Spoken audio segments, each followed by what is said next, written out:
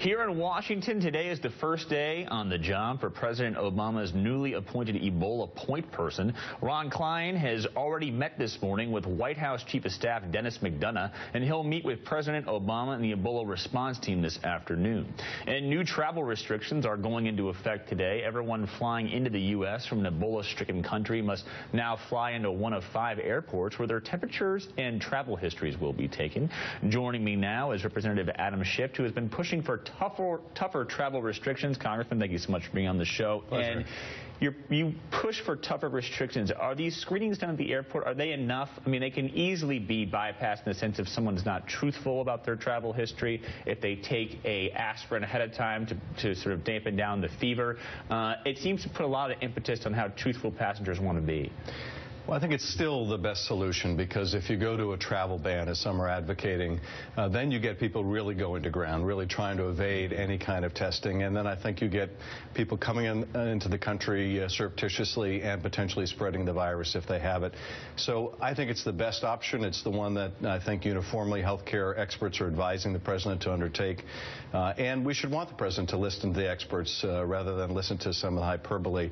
So I think this is the right step. But the White House also is sensibly saying they're going to keep an eye on things, and if things need to change, they'll be prepared to do it.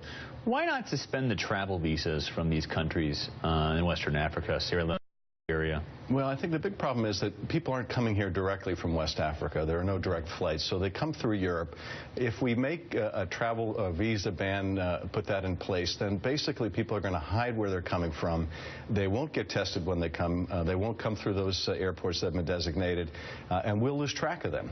That, I think, is the effect of trying to put a visa ban in place by, allowing travel, but making sure that we monitor people. That's probably more protective. So, in effect, what we're trying to do is basically create a database of who's coming in who could have had any type of exposure to Ebola, and by having those types of bans, we lose our ability to do that because people would purposely try and go around. Yeah, I think that's exactly it. You cause people to go to ground, you lose your ability to track them, and as we see not only in this country but others that have successfully now eliminated Ebola from their country, the ability to track those who come in that may carry the virus has been critical to that success. And let's talk about that, because in Nigeria, a huge success story, Ebola has been declared, it's been declared Ebola-free. And here's a country with the capital city, Lagos, of 21 million people who live on top of each other a lot.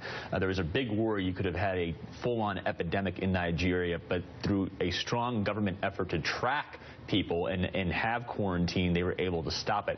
Is the U.S. doing enough to embolden the governments in those 3 stricken Western African countries to have that type of tracking that we saw in Nigeria? Well, a lot of our efforts and that of the Gates Foundation were critical of that success in Nigeria. We're certainly doing more than any other country. Is it enough? Well, internationally, none of us have done enough, and that's why the outbreak is the largest we've ever seen. So we are going to have to do more. I'm sure we will do more, but I think Americans should be proud of what we have done thus far, because we have mounted a very aggressive effort in Africa to try to stop this, contain this where it is. And frankly, it's not only the right thing to do in terms of Africa, it's the most protective things to do in terms of America, because keep it contained there, then we don't have a problem here at home. It seems to me, though, this is going to be a problem for the long term. This is not something that will just disappear off the front pages of the American newspapers. If, in fact, it does, it still leaves thousands upon thousands of risks in Africa who could, at some point, come here. I mean, we're in for a long fight here. Well, I don't think it's going to be a long fight, but it's going to be tough to turn this back when it gets to this level of an outbreak.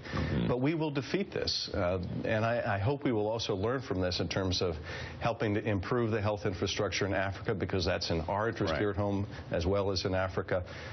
We are learning a lot as we speak from our experience in Texas, and some of that we've learned the hard way.